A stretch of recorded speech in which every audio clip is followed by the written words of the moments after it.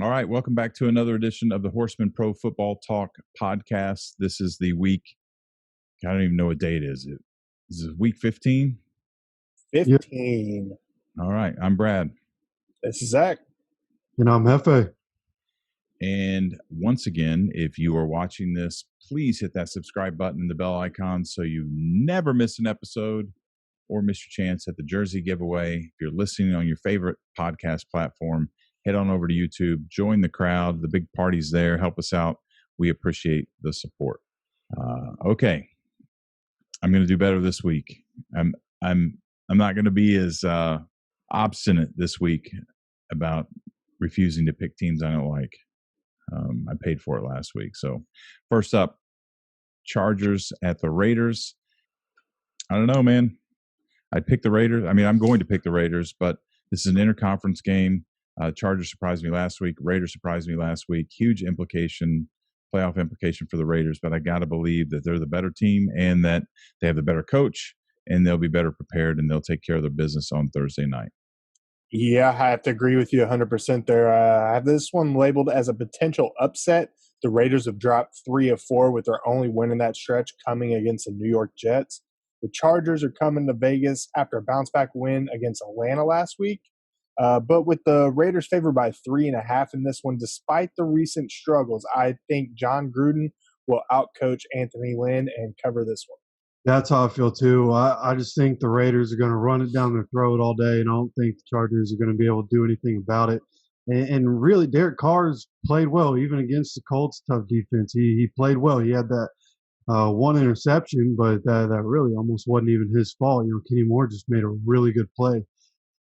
So I think the Raiders are about to roll the Chargers in this one. Shouldn't even be close. Okay. You heard it here. The guru said roll them.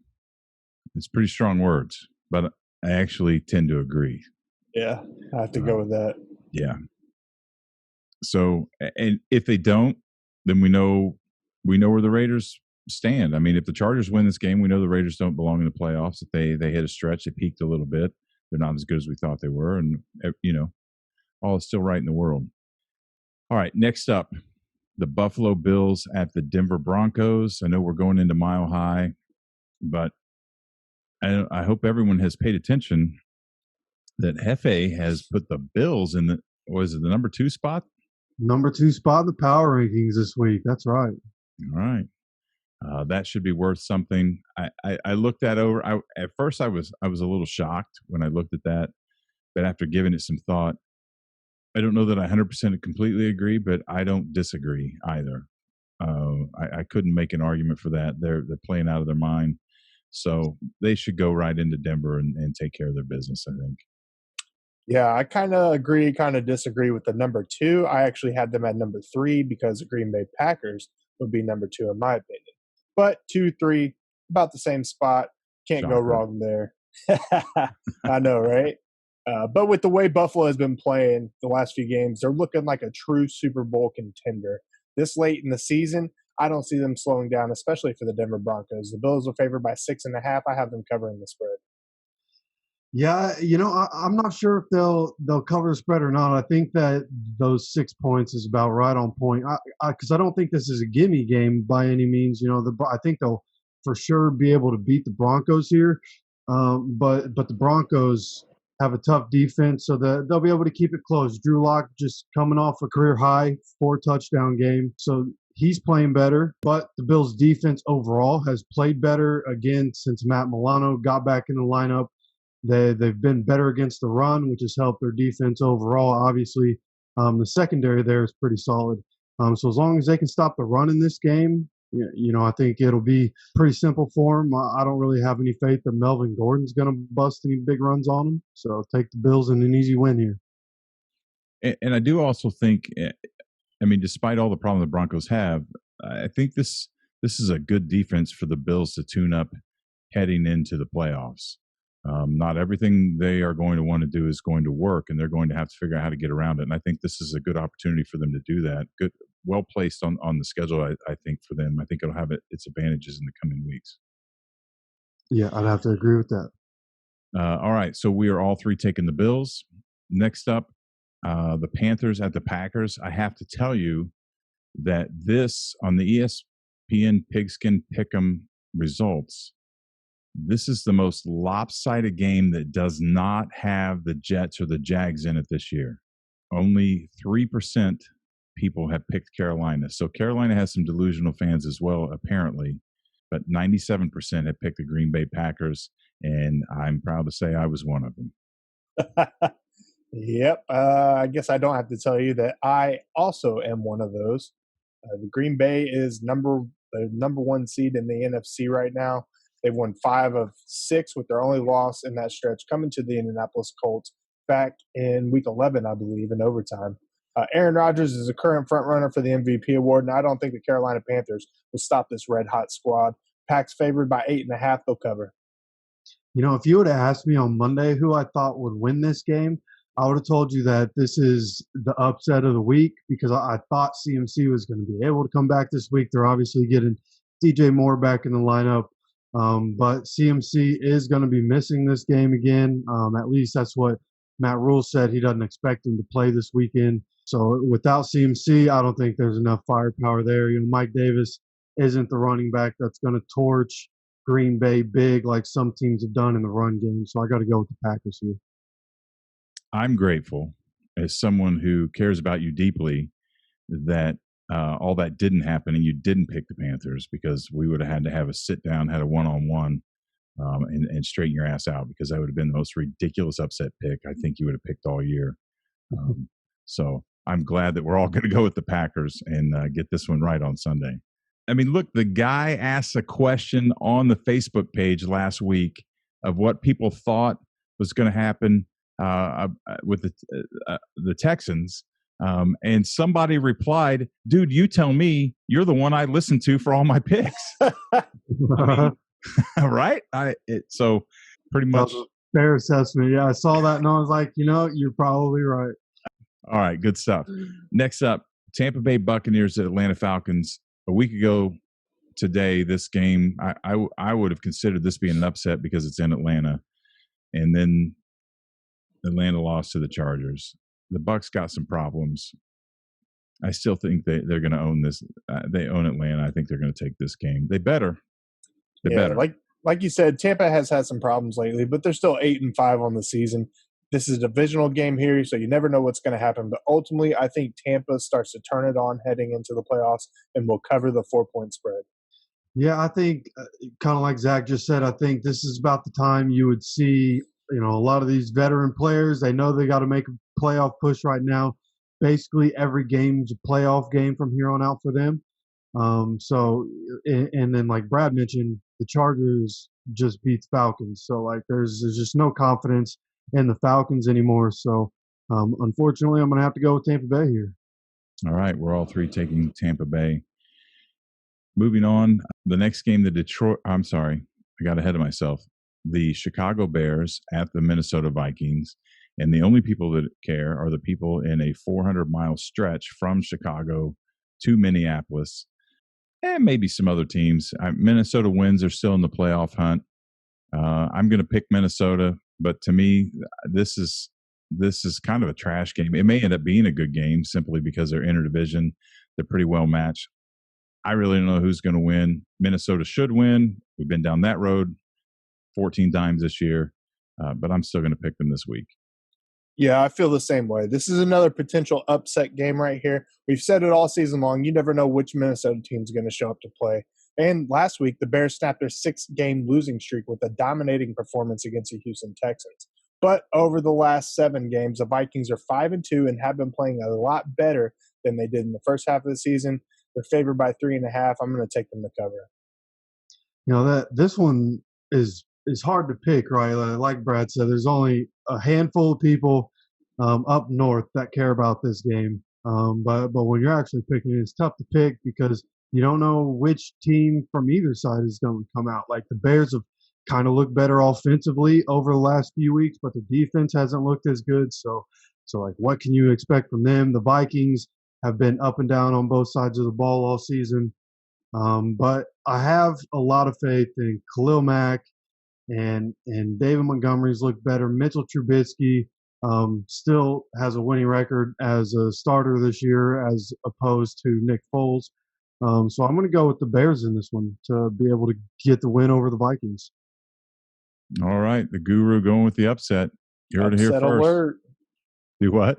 I said upset alert. Upset alert. You heard it here first. All right. Zach and I are taking the Vikings, and Hefe is taking the Bears in the upset.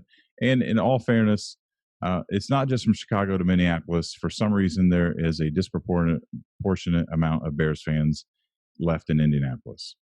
I thought I'd give them a shout out. All right. Next up, 49ers at the Cowboys. This should tell us if the 49ers are as good as we've been trying to make them out to be all year, and if the Cowboys are as bad as we've been trying to make them out to be all year. It is in Dallas. I'm still going with the 49ers. I think they have the upper hand here. Yeah, San Francisco has dropped 5 of their last 6 games with Nick Mullins as their starter, but all of those teams that they lost to are currently sitting in the playoffs. I think the 49ers will bounce back in this one.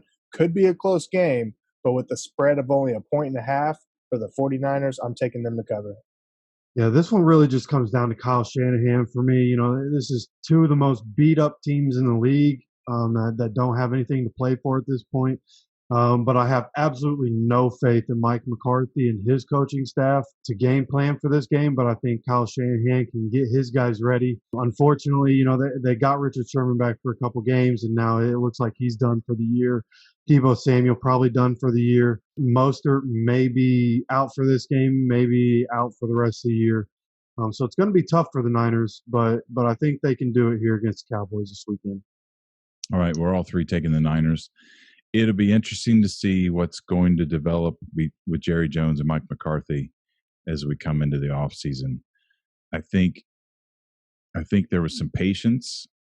First of all, the Cowboys fans were delusional. They thought they were going to win the Super Bowl.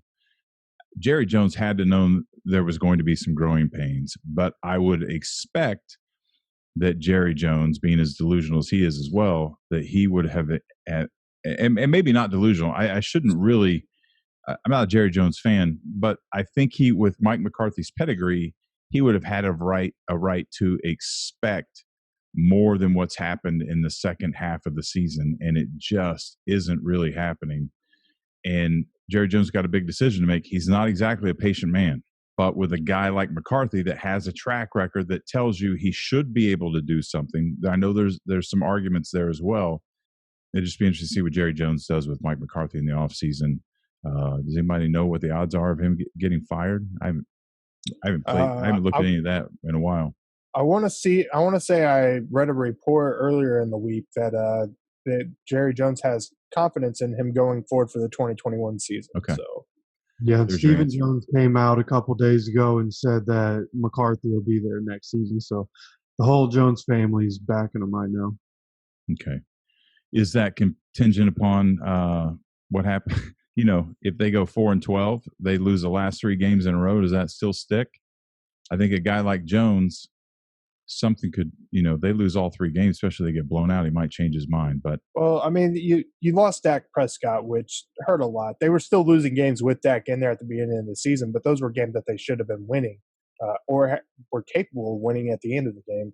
So I think giving McCarthy another year, trying to improve the defense over the offseason, getting Dak back next year, or making a move with and going a different route.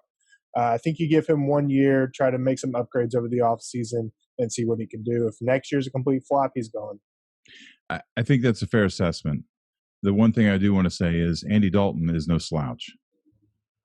And if we were just talking about a rookie quarterback or, somebody like Mark Sanchez or, some weird Nick Foles or something, we're having a different conversation. Andy Dalton is very capable. So I don't know, but they're different style players and there's just a whole lot that goes into that. But I do think you're right. But I also think that with the talent the Cowboys have to only be 4-9, there's a problem. Oh, for sure.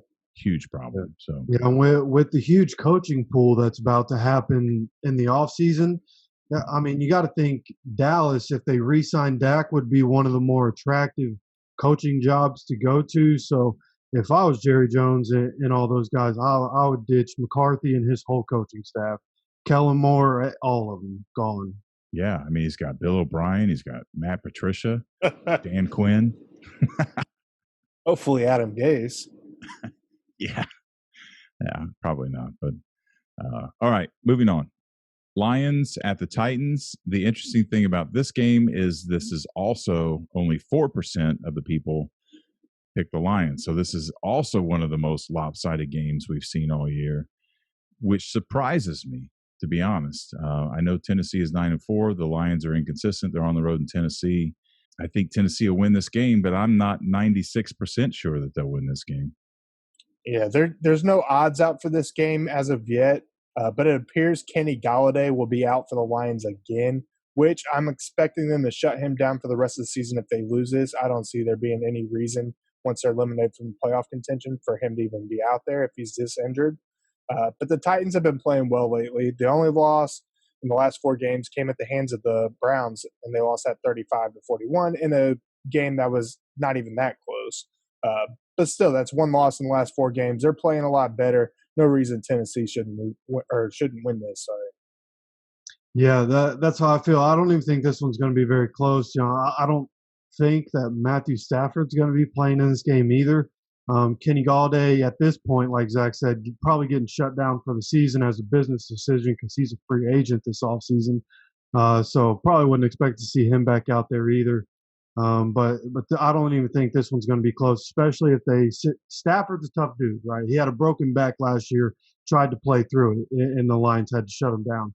He might try to play through this thing, has some rib injuries, but I don't think he'll be there. And if he's not there, this is going to be a slaughter fest by the Titans. All right, we're all 3 picking the Titans. Yep. Next game up is the Texans at the Colts. I expect this one to be a little more lopsided than it is. I know it's interdivision, and Houston fans have a right to be delusional with this because I'd be the same way if I were them, flip-flop around. But the Colts look like they are the team that we said they were going to be at the beginning of the year. Looks like they may be one of the top 3 or 5 top teams in the AFC, certainly capable of winning the Super Bowl. And if that's the case, they better take care of business on their home turf this weekend. I'm going with the Colts. Yeah, the Colts held on to beat the Houston Texans a couple of weeks ago in a game they should have lost. But the Colts are healthy, especially on defense. Everybody's off the COVID list, as far as I know. And with the Colts favored by 7, and with the way the Indy offense has been playing lately, I think they'll blow this one wide open in Indianapolis and cover. Yeah, this game, the only person that the Colts currently have on the COVID-19 list is Jordan Glasgow, rookie linebacker, special teamer. So even though he's one of our best special teamers, not a huge blow. By the way, another special teamer, Rigoberto Sanchez, is back at practice 15 days after having a cancerous tumor removed.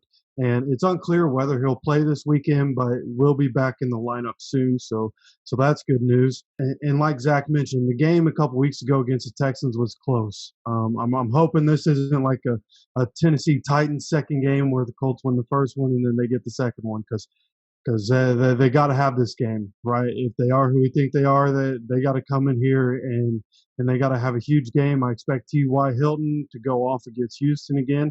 Jonathan Taylor has looked like an absolute star over the last 3 weeks. Since week 11, he's the highest graded running back in the entire league. That includes Derrick Henry, as monstrous as he's been.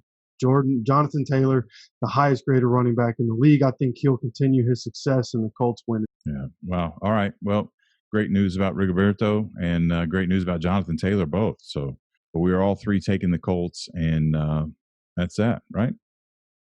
All right. Next up, Patriots at Dolphins. Look, this game scares me because when you understand the history between these 2 teams and you understand how many times the Dolphins have beaten the Patriots when they should not have beaten them, and now to know that the tables are turned, it freaks me out a little bit. But the Dolphins are the better team. They're on the rise. I'm going with Miami. This one's labeled as a potential upset, in my opinion. Miami's favored by 2.5 points going into this one with the Patriots. Can Brian Flores beat his old boss, Bill Belichick? It's a very difficult thing to do, as we've seen throughout the years. Again, if Fitzpatrick was starting, I'd be all over the Dolphins. But with Tua, Belichick may have something in store for him, which is why I think this game is only set at 2.5 points. But with the way the Dolphins' defense has been playing lately, I don't see the Patriots being able to produce offensively. So I'm taking Miami to cover, and I'm taking them to win. That Dolphins defense is really what seals it for me in this one. The running backs not being there for the Dolphins. Myles Gaskin on the COVID-19 list, so what comes in after him just isn't as good as he is, and so I don't have as much confidence there. And I think Bill Belichick can scheme some things up to mess up a rookie. We see it all the time. I think Tua is going to have a questionable game here. You might see Fitzpatrick at some point come into this game.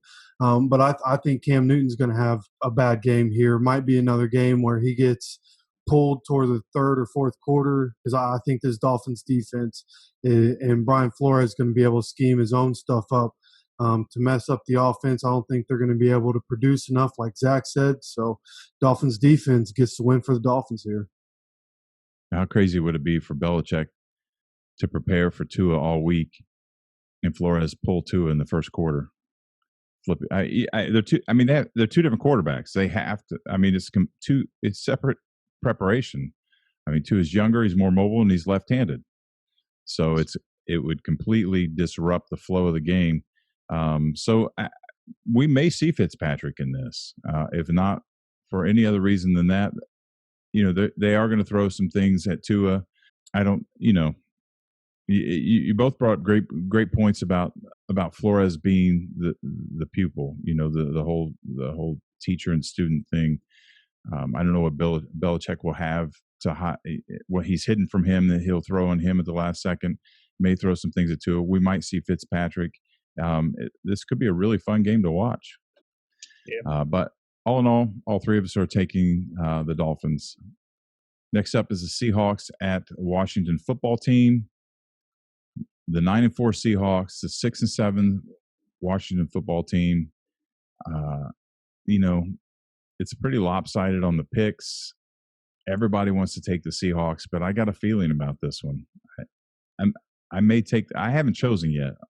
I may take the Seahawks, but I might end up taking Washington on this one. Yeah, I got this one labeled as a potential upset as well. If Alex Smith is playing and his calf injury doesn't affect his play too much, I think Washington has a real shot at winning this game. The Washington defense is playing like one of the best defenses in the league, but they have a tough test against Russell Wilson and the Seahawks offense. Ultimately, I think Seattle will pull this one out. They're favored by 4, and because it's only 4, I'm going to say that they're going to cover, but not by much. My heart wants me to go with Washington, but I'm going to stick with Seattle here. Yeah, this is one where I'm taking Seattle because of what Washington might not have. Like Zach mentioned, if Alex Smith doesn't play, there's no chance Dwayne Haskins is leading the team to a win. It's just not going to happen. But either way, I think this is going to be a pretty low-scoring affair. The Seahawks defense has gotten better. Obviously, the Washington defense is stout. That Washington defensive line is really going to cause havoc against this weak offensive line for the Seahawks. I guess like you guys, I'm on the tilt about this one because I do believe that games in football are won and lost in the trenches, and I have a lot more faith in Washington in the trenches than I do Seattle. But Seattle has more playmakers. I really like Russell Wilson. I'm going to have to go with Seattle here. But like you guys, I might switch my pick a few times before Sunday rolls around. All right. We are all three temporarily taking Seattle in this one. It certainly could be an upset. All right. So the next two games are the Jacksonville Jaguars at the Baltimore Ravens and the New York Jets at the Los Angeles Rams. My question for you before we break these down is, which of the two teams between Jacksonville and New York Jets has the highest percentage of delusional fans that think they're going to actually win this game on the road? Got to be the Jets. Yeah, they've been doing it all year. Yeah, it's got to be the Jets just because the fan base is bigger. It is the Jets. The Jags are at 2.4%, and the Jets are at 2.7%. All right, Jags on the road at Baltimore. There's no way that's going to happen. I'll let you guys talk about the schematics of this. There's nothing more to say. This is going to be an ass whipping. Have the true Ravens finally shown up to the party? Coming off a huge win against the Cleveland Browns last week.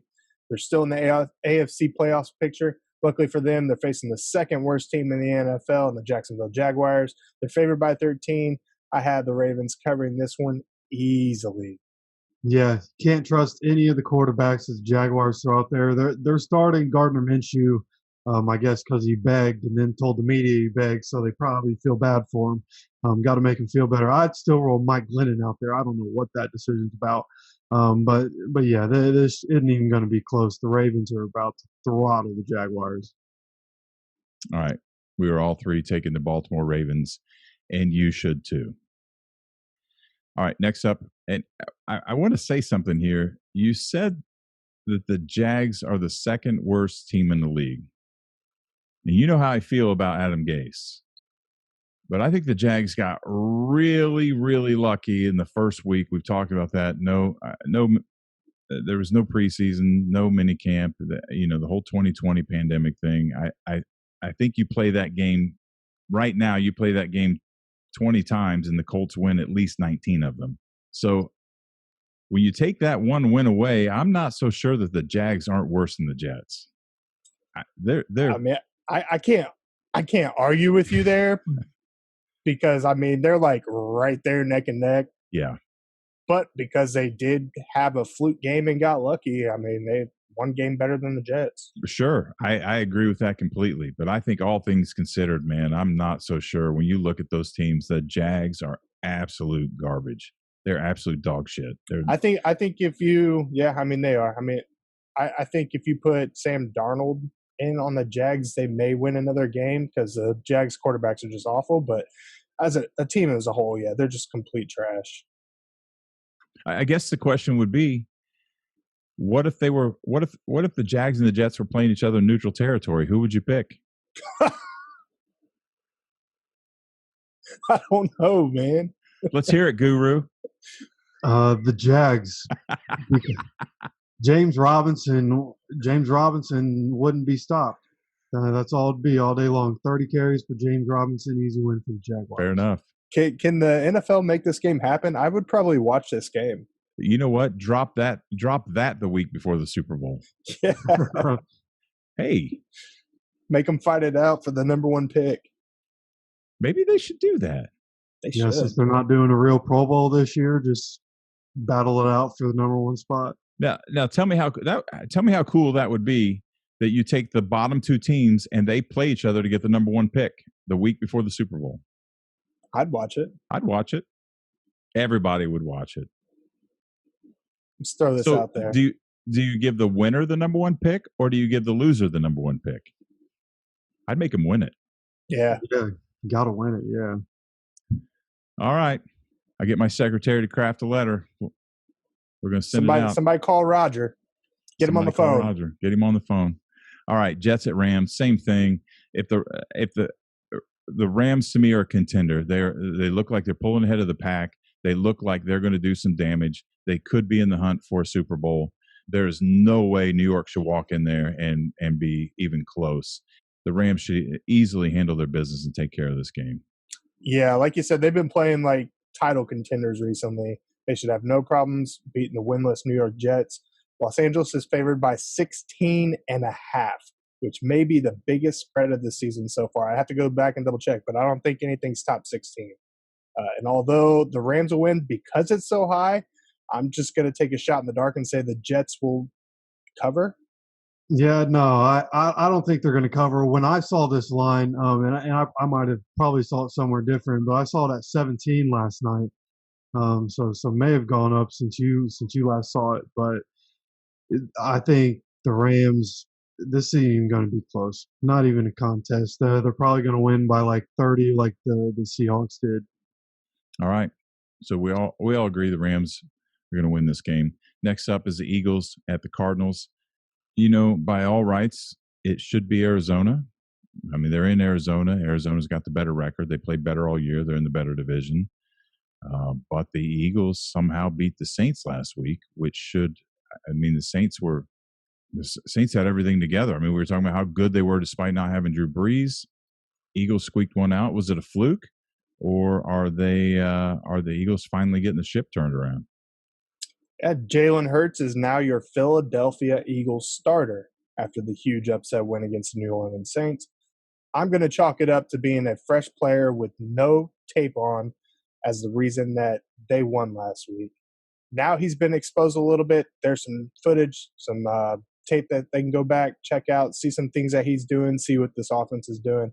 I think the Cardinals will be able to make the necessary adjustments to pull this one out. They're favored by 5.5. I got them covering. This one I'm still not real sure exactly who to take. I might change my pick here as the week goes, but I don't think the Jalen Hurts thing, he's not going to come out and produce like he did all the time. Well, I guess he could. Lamar Jackson did it for a whole season. Maybe Jalen Hurts can be that guy, but I don't think it'll be consistent. I think there will be some regression here in this game. From a running standpoint, I think he can be better throwing. They have the weapons there. They have some speed. I'm not a real big fan of Alshon Jeffrey. I don't know why they're still starting Alshon Jeffrey over Travis Fulgham. That seems like a pretty foolish decision. But I don't really have any faith in what the Cardinals are doing either, right? Like they came out and had 8 sacks against one of the weakest O lines in the NFL on Sunday against the Giants. So, I like Philly's defense. It's not spectacular, but it's good enough. A lot of bend don't break there. So I'm gonna go with Philly this weekend. All right, Jeff taking the upset. Is Jalen Hurts the future of this organization? Have we seen a change of the guard? I mean, is Wentz out and they're going to build this team around Hurts, and is he capable of being that guy? Are they going to come back to Wentz? Are they going to look for someone else? What do you guys think? It's too early to tell, in my opinion. So in my opinion, from the outside looking in, I would think that with the money that you have guaranteed and owed to Carson Wentz over the next couple of years, that you keep him. You look at what's happened since Frank Reich left, and you're like, okay, that guy left. We got worse. It's probably because of the other coaches, and you try to make coaching changes, whether that's going and telling the head coach that he needs to get a real offensive coordinator and let somebody else call the plays because Doug Peterson sucks at calling plays. If you watch an Eagles game, Doug Peterson just shouldn't be the play caller. And there's that route, or you just get a whole new coaching staff. Again, you have guys like Eric Bieniemy coming out. There's some other offensive coordinators that are going to be ready to be head coaches being talked about, can be good head coaches. So I'd go get somebody else at coach before I go. Nobody's going to take Carson Wentz. That's the other side of it. If you cut Carson Wentz, that's $60 million in cap space, dead cap, that you have to hit in 2021. And you're probably already seeing a regression in salary cap because of the whole 2020 COVID issue. Teams are losing money. So yeah, when it all boils together, I would just go get a new coach. A new offensive coordinator coach or a new head coach? A new head coach, yeah. Or both. Or both, yeah. Go get a new head coach. Let him bring in a real offensive coordinator. I tend to agree with that as well. So, all right. So Hefe's taking the Eagles. Zach and I are taking the Cardinals. Next up, Chiefs at the Saints. I wish I could be dramatic and say that even if the Saints hadn't lost to the Eagles, or be dramatic and say because they lost to the Eagles, but right now I'm just not going to pick against the Kansas City Chiefs. I know they're vulnerable, but I'm just not going to do it, and I'm going to take the Chiefs this week. Yep, been saying that almost the entire season. Kansas City is the best team in the NFL right now. New Orleans is still missing their future Hall of Fame quarterback, Drew Brees. I think that'll pose a problem here. I don't see Taysom Hill being able to get the job done against Kansas City Chiefs.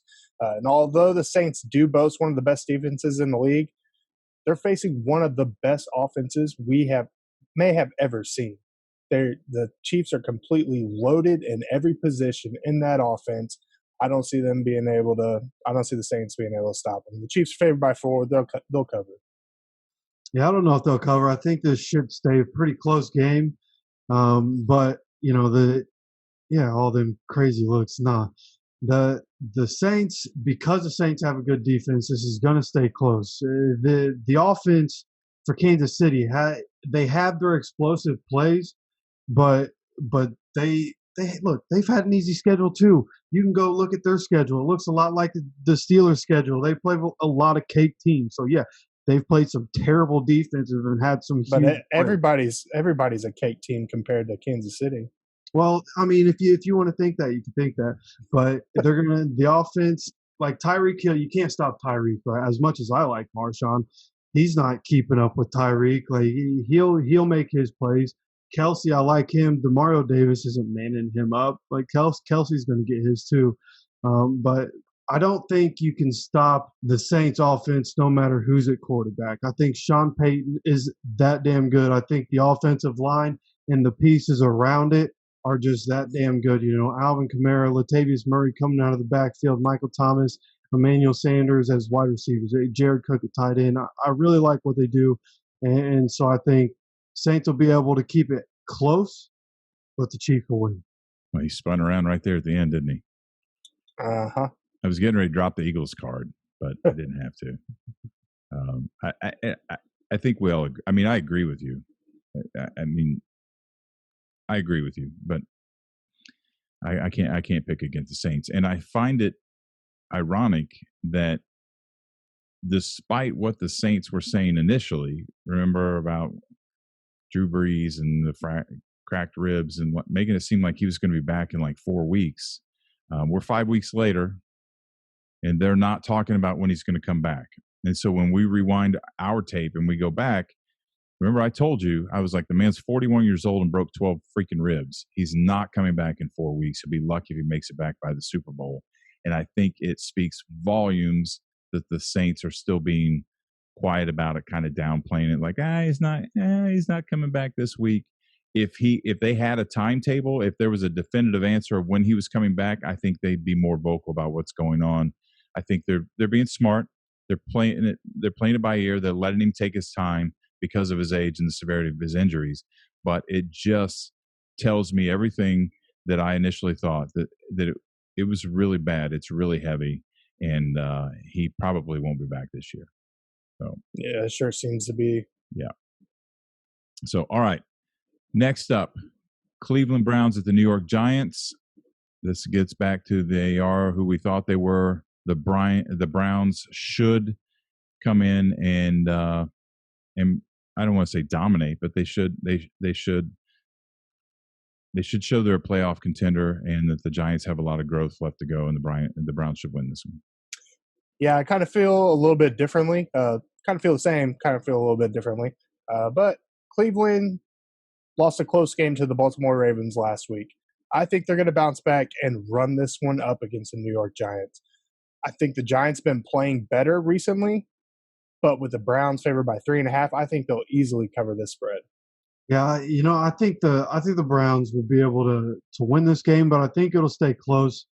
The Giants' offensive line had been playing better and then got absolutely demolished last week.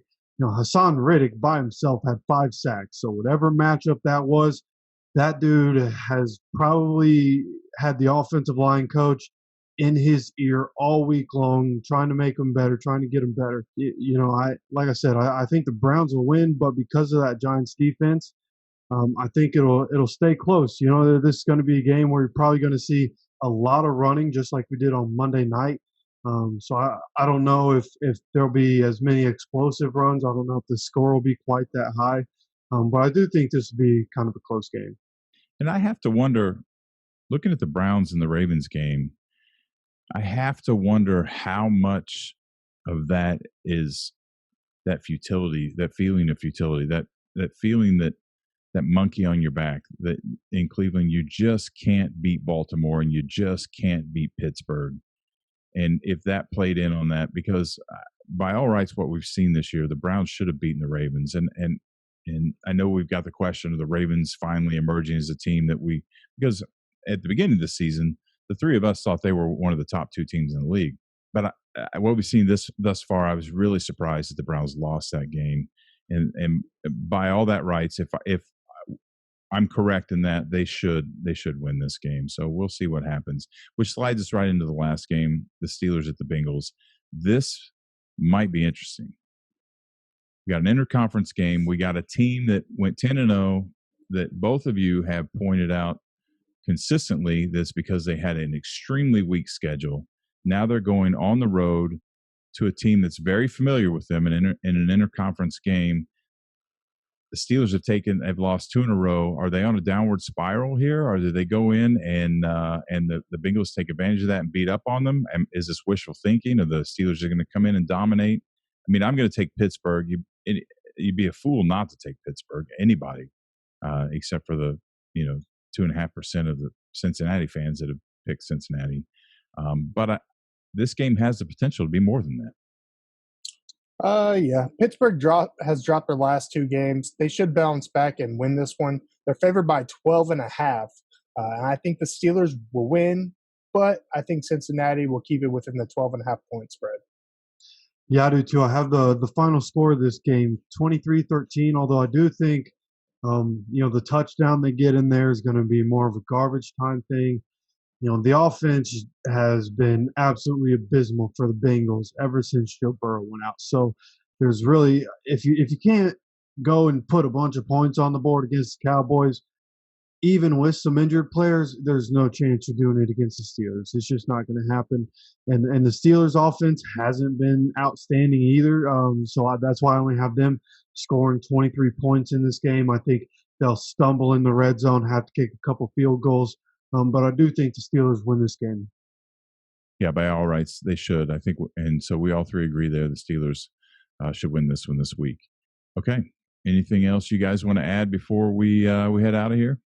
Yeah, just for people that don't know, this week we have obviously the Thursday night game, but Denver, Buffalo, Carolina, Green Bay, those games are on Saturday this week. Which is unfortunate because I'll be watching Clemson Notre Dame game. This is an NFL podcast. You can't talk. Oh, yeah, I forgot. My bad.